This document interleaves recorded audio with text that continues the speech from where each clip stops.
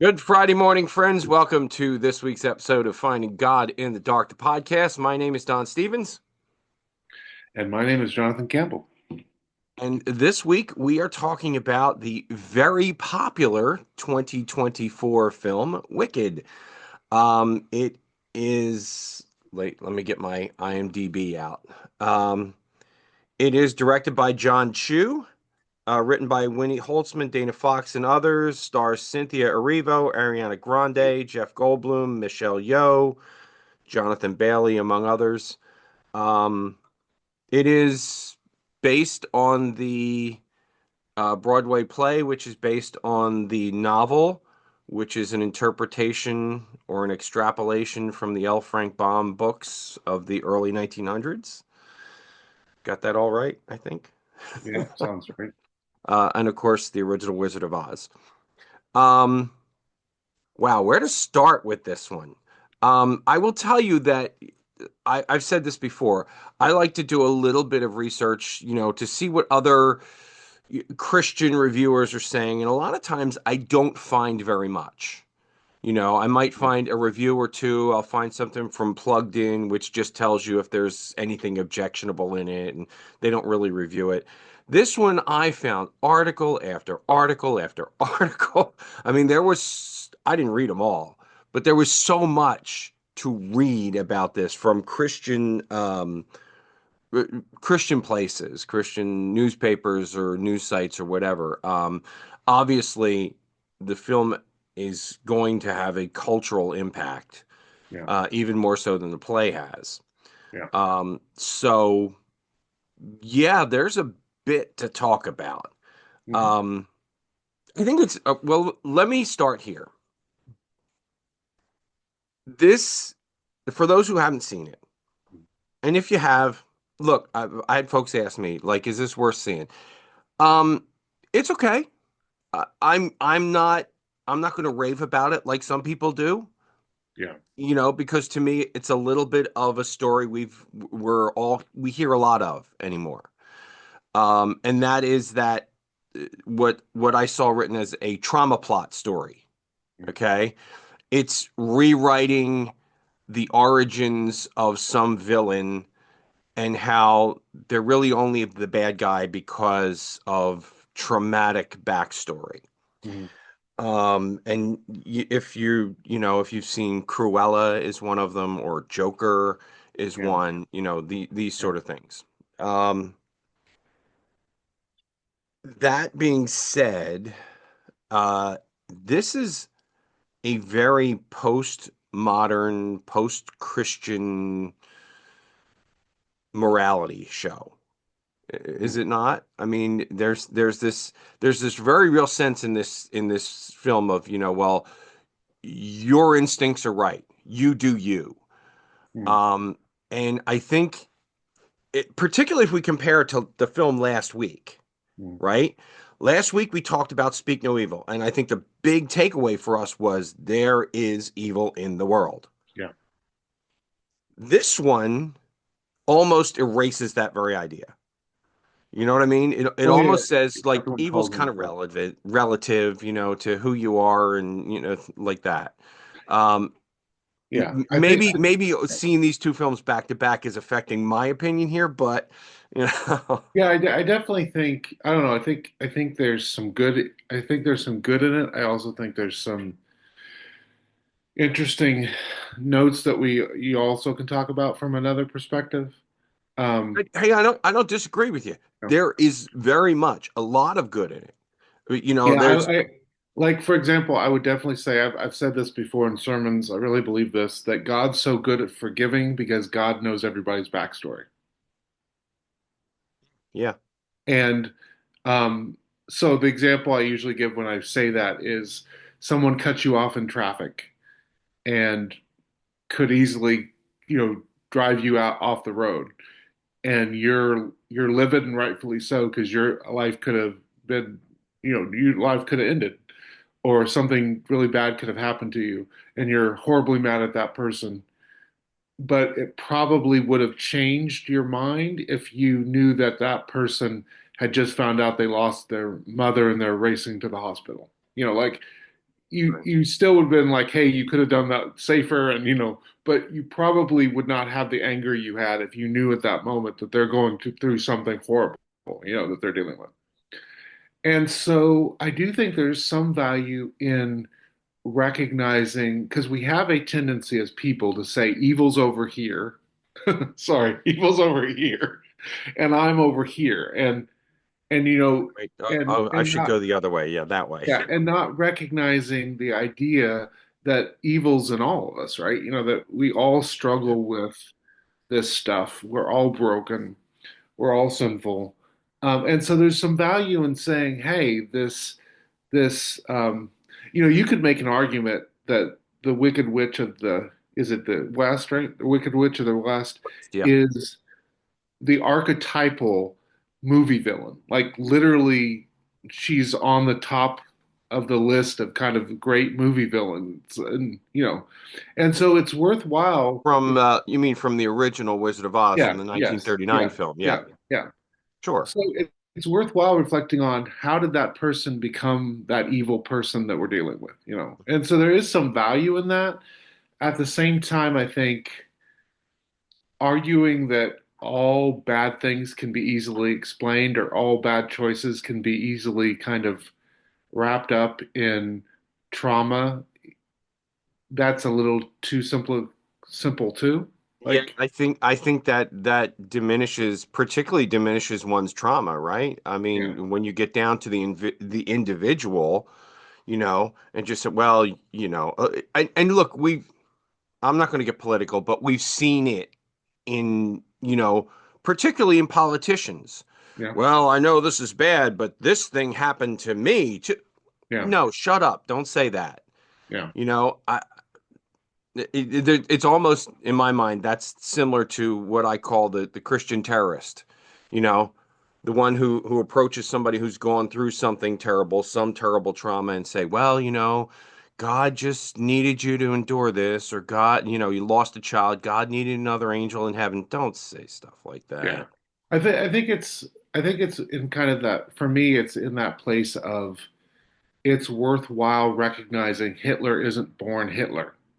Like, things happened that got him to where he thought the best course of action was to literally eviscerate a whole group of people. Like at the same time, you always have to be careful saying what he did was still wrong and he's still responsible for what he did.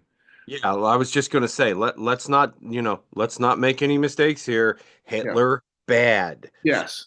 Yeah. And I think the thing you can critique movies like this about fairly is even if we could understand why the Wicked Witch of the West ended up making the bad decisions she made, and even if some of those decisions weren't bad if we reflect on how they happened, it doesn't negate the fact she made bad decisions and she's Stayed there responsible. Yeah. and stayed in them, right? Yeah. Yeah. Continued to make them. Yeah. Yeah. I mean, look, we talk about, as Christians, gosh, I hope we're talking about redemption Yeah. sometimes. But Absolutely. redemption, when we literally talk about repentance, repentance means Turn around. Yeah. to turn around and go the other direction, Yeah. you know? And so my hope is, I don't know the musical well enough to know, but my hope is that there will be some recognition in the second half that yes, she's a complicated figure, and yes, there were some horrible things happen to her, and yes, some of the bad we assume she is kind of found its way into her life without her trying, but at the same time, she chose to plant her flag on the bad, and she chose to accept kind of the negativity that was swirling around her and allow it to change her. Like my hope is that at some point there'll be some recognition of that. Yeah. I think, maybe the key idea here is that ultimately you are not, at least long term, you are not completely a victim of your circumstances. Yeah. Um, you still have some power to change that. Yeah, and I also think it's valuable to say the people we view as bad or evil, it's complicated. and it's okay to say it's complicated, that they aren't. And I think that's the thing that we struggle with is I don't think anyone's all evil, and I don't think anyone's all good. I think we're a mixture. And so it's okay to say, this person that did horrible things had real trauma in their lives, real abuse that shaped them, real things that they shouldn't have had to deal with and were wrong. But at some point, they chose to live into that bad in a way that they didn't have to choose. Yeah. Yeah, it's interesting that you brought up Hitler, right? Because Yeah. there's almost a Nazi fascist, Hitler corollary in this film Yeah. with and who are all right, I'm gonna make the comparison, Sure. okay? In that the elite Aussians are sort of the fascist Nazis and these talking animals are the Jews, right? Yeah. There Absolutely. is absolutely this, and of course, Elphaba, the wicked, the eventual Wicked Witch, Yeah. our hero in the play, in the movie, she's the advocate, right? Mhm. For the animals. She's the I don't know what do we call her? She I think advocate's a good word. She's attempting to Mm, speak on their behalf. She's attempting to um, rectify their situation of being silenced. right. Um, and I do think, again, to me, this can be an interesting way to have a philosophical, theological question about the means justifies the ends, right? You know, um, Mm.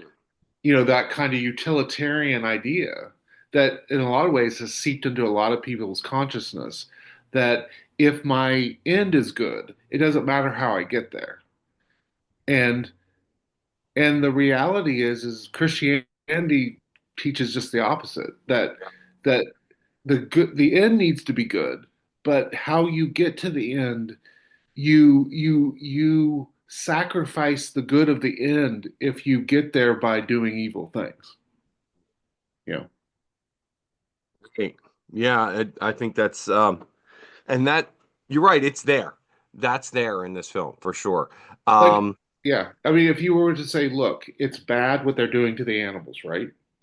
And so they shouldn't be silenced. They shouldn't be. I think there seems to be this idea that something is being done to animals so they can't talk or they are losing the ability to talk.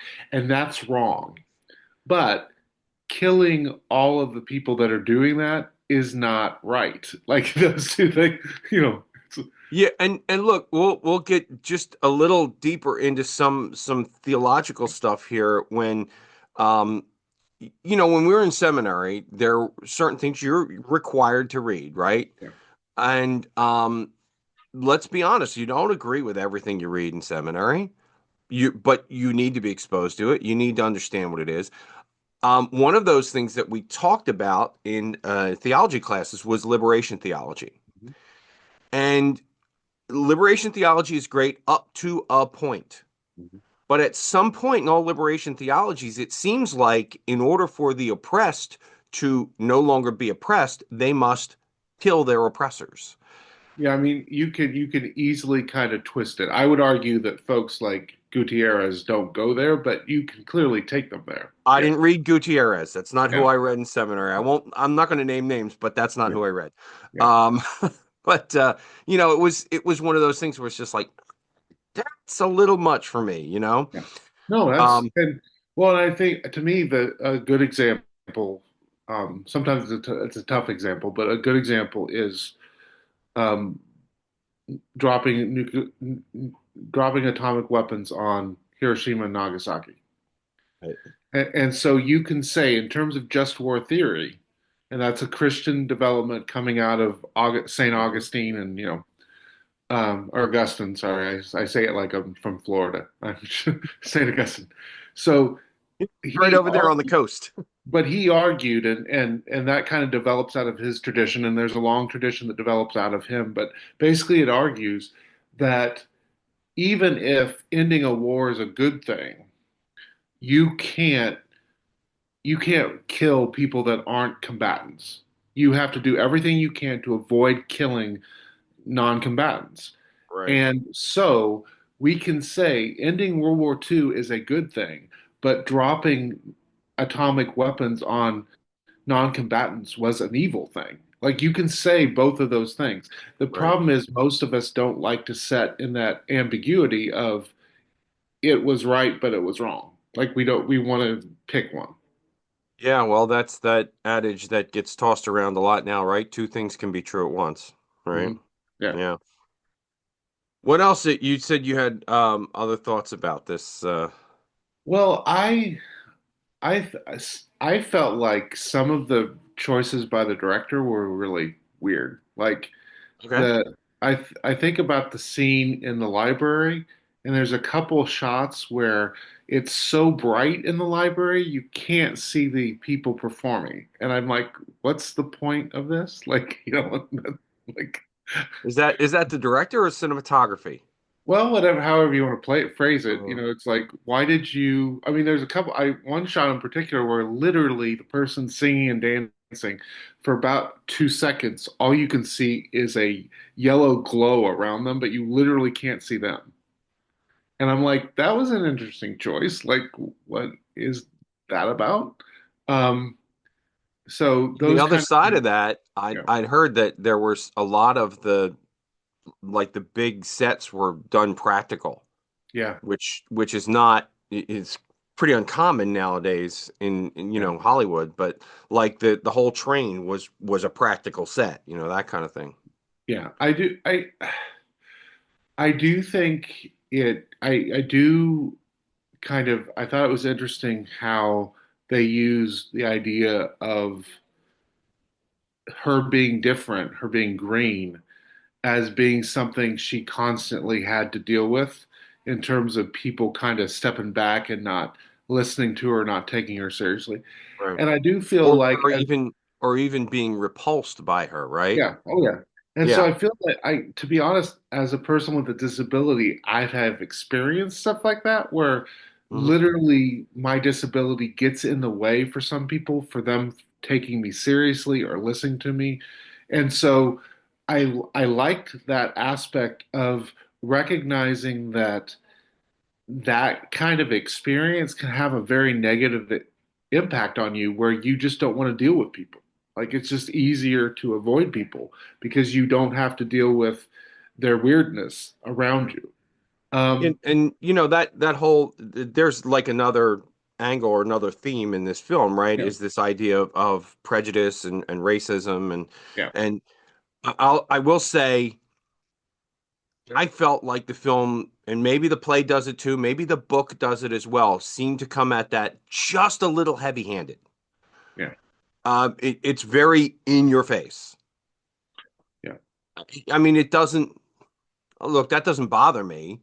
yeah, And for those who know me, yeah, my 19-year-old daughter's African American, and my 14-year-old or 15 now he's 15-year-old son yeah. You better is get half ready. Latino.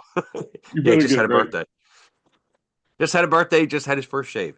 Yeah. But he's half Latino. So, I mean, the race thing doesn't bother me, but I think that it does come off a little heavy-handed in the film. Well, I But it think is part, but again, that's part of the trauma, right? well, and what was interesting was for me, there was a part of me that was, I'm like, you're not consistent because for example, they kind of acted like the fact that her sister, who was a wheelchair user, wasn't treated badly by people. And I'm like, I'm smart enough and have been around people. I'm a person with a disability, been around wheelchair users quite often in my life. I Hmm. know they have to deal with crap because they're in a chair and they use a chair, Right. and there was a part of me that's like, show the fact that she's going to be discriminated against too. Like, don't act like uh, the green skin color is the only issue of discrimination. There was a part of me that's like, look, these differences, all differences, are going to rub some people the wrong way and have some systematic oppression to them. If you're going to lift that idea up, then lift it all up, maybe to different degrees, but lift it all up. Now you're writing a much more complicated film. Oh, yeah, I am.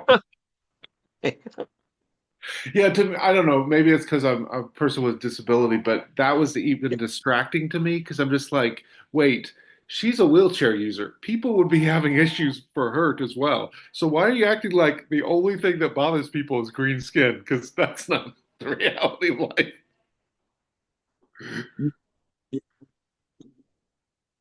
What's funny is there's a lady in my church here who is in a wheelchair, and actually I have a a child in my other church who's in a wheelchair. So I have that in both churches, but the lady in this church is very enamored of this film, Yeah.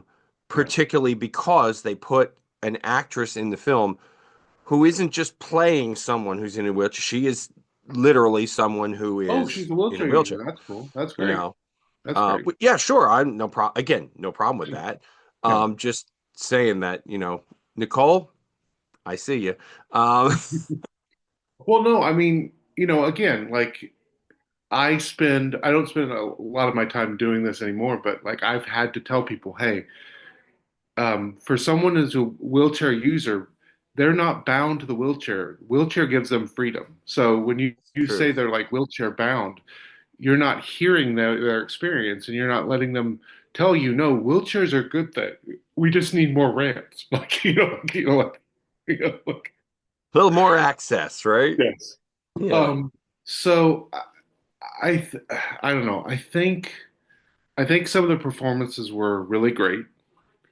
Um, Oh, Cynthia Erivo kills it. I mean, oh yeah, and she can even sing. even Ariana Grande, she was, she's very talented. I mean, Mhm. sometimes you forget that because she kind of showed up on the in the world stage with Sam and Cat, and she was like this idiot person, but you realize, oh, she's not an idiot; she's playing an idiot. So like, Well, well, then there was that time that she licked a donut in a donut shop, but we won't go into. yeah, that's that's another podcast. But but yeah, I mean, I think Cynthia Erivo was fantastic. Mhm. Ariana Grande definitely holds her own. She's Yeah, not miscast in the part. no, Her character, the Glinda character, really reminded me a lot of like I don't know, those Clueless yeah, that is one. maybe those kind of characters. Yeah, The know-it-all kind of yeah, I'm going to help you because I can, and that's yeah, my thing. And I'm like, yeah. maybe she don't want your help, Well, no, those are all issues that I think are worth Right. exploring. I Right. think probably what might be an issue for this movie is I feel like they packed too much of that in. So A lot. Yeah. it's a lot to kind of process, and it might have been worthwhile to kind of unpack some of that and just focus on certain aspect. I don't know. I think I mean, to me, it's a very Methodist thing. We need to recognize that there is sin in the world. We need to recognize there is social and communal sin, right, that impacts all of us. But at the same time, there at some point there is personal responsibility. You know, as much as Elphaba has legitimate reasons to hate the world, as much as she has legitimate reasons to be mad at the Wizard of Oz and the elite of Oz and what they're doing, that doesn't justify any action she wants to do. It those two things aren't the same, you know. And this we haven't even gotten into the whole Oz character, the wizard character, right? Yeah, Jeff Goldblum's character. He yeah, he's okay. One of the articles I read called him a god proxy, right? So yes, he's sort of because people say, "Oh, thank Oz," that kind of thing yeah, in the movie, but he's really cast as and a little bit you get a little bit of this from the original film, right? From the 1939 film, but yeah. abusing power Hmm. of Lying about what he, manipulating people, right? lying about what he is and what he could Right. do. Yeah. Like I don't know if you caught this, Mm. but at the beginning of the film, we're pretty much informed that Elphaba is the product of a An cheat, affair. Yeah, an an affair. affair, right? Yeah. Did it not appear to you that the affair was with the wizard? It might have been. I didn't really think about it, but Um, you don't see the guy who well, we know her the wizard. mom You sleeps don't with. see him; he's like all silhouette, Yeah, right? But it's a tall, thin guy. yeah, He loves green. He's got a yeah, green bottle that he's drinking from. yeah, yeah. And it sounds like Goldblum's voice. Oh, that's interesting. I didn't even think about it, but yeah, that might Now, be. Yeah, now to me, and I said this to my wife when we were watching the film. yeah, I said, so if we're to assume that that was the wizard, yeah, that the wizard is her father, mm, then if we go back to the 1939 film, which is actually the sequel to this, right? yeah, Then her father took out a contract with Dorothy to kill his daughter? yeah, That's weird. yeah, Maybe I'm thinking too much. yeah. I mean, again, yeah, it's. I think a lot of these things are worth exploring. I just don't know if this movie does the best job of exploring it. Yeah. I think you're right in that it is dense. It puts a Yeah. lot of stuff in there for you to try to think about, to try to process. There's probably there's now, as I recall, when L. Frank Baum wrote the original, it was a series of books, yes? I don't remember. I know that it was actually I believe it was an attempt to do a parable around the idea of the gold standard and switching off the gold standard. So I do know that the person who originally wrote Wizard of Oz was trying to make a deep kind of political, satire. And so he was dealing with the ideas of going off the gold standard and, kind of making fun of the idea of staying on the gold standard and kind of the economic impact that that had. Like that, I mean, that had real impact on people's lives, obviously.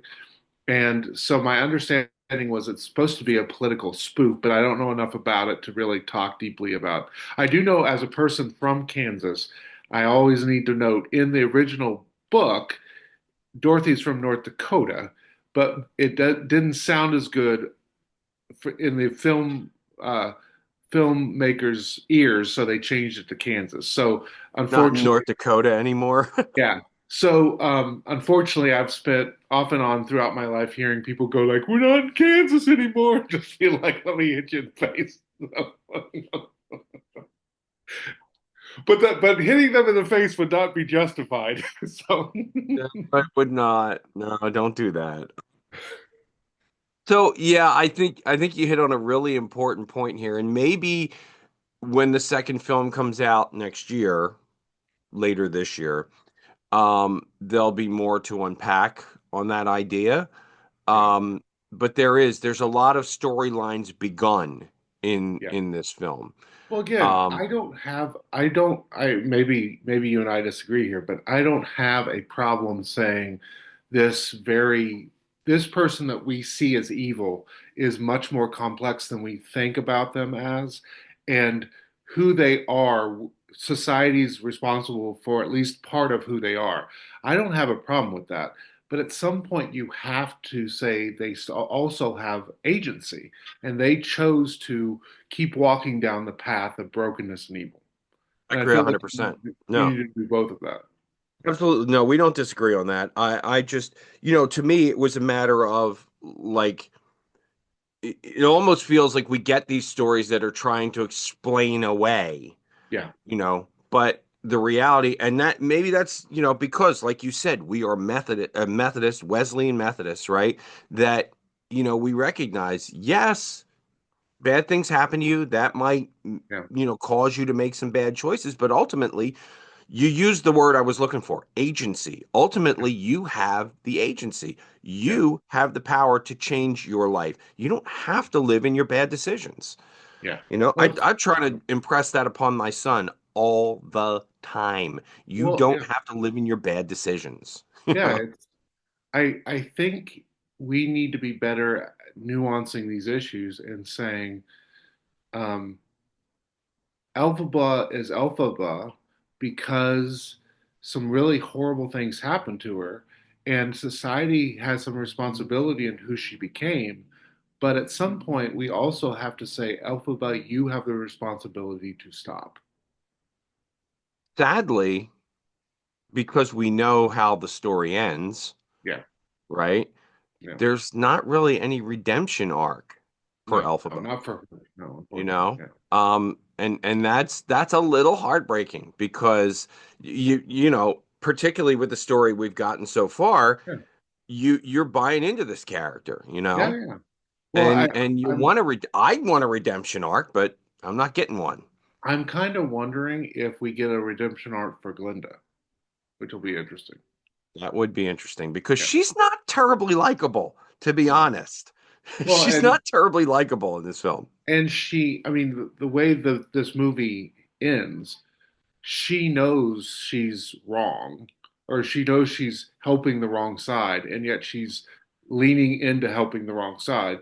And so it'd be interesting at the end of this movie if at least we get her reflecting on, I could have been a better friend to her, and maybe if I would have been a better friend, she wouldn't have ended up becoming the person she became. We let's hope that's what I haven't seen the play, so I don't know. Haven't read the book, so I don't know. Yeah, So those of you who know the end of the story of this part of the story, yeah, don't spoil it. yeah.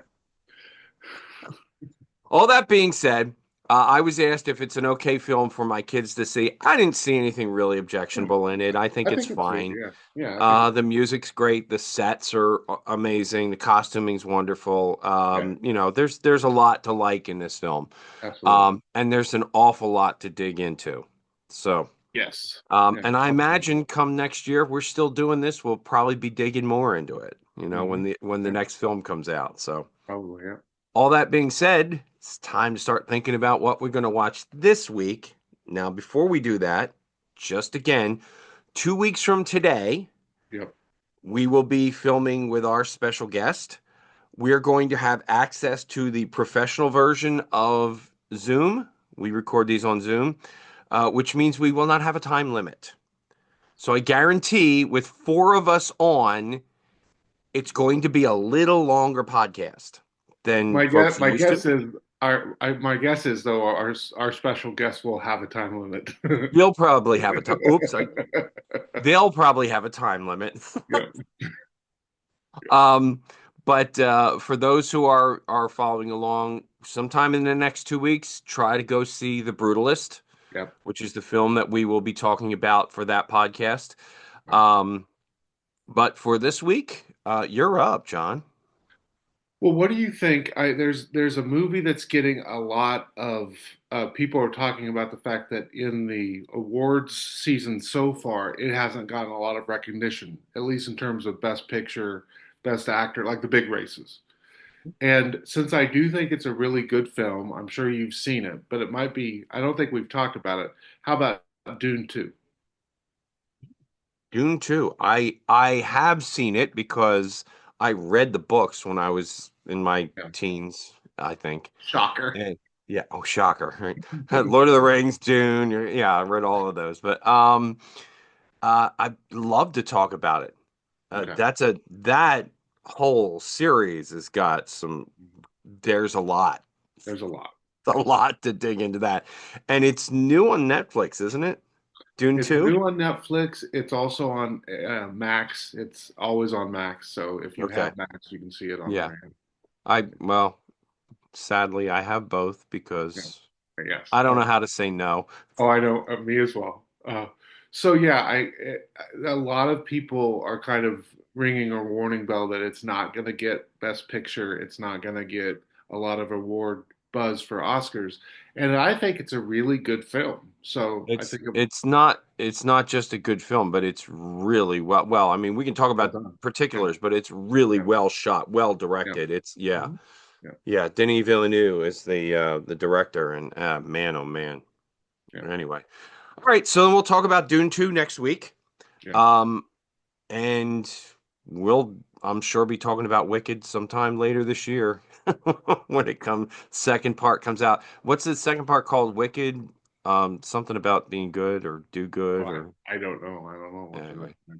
So, Uh, anyway, friends, until next week, keep on finding God in the dark. We will see you soon. bye. Thanks for watching the Finding God in the Dark podcast. If you're enjoying these discussions, please consider hitting the like button down below or subscribing to follow along. We put out weekly episodes on Friday mornings, and we are so glad that you're finding this discussion of theology and film entertaining enough to follow along with us. Take care and God bless, friends.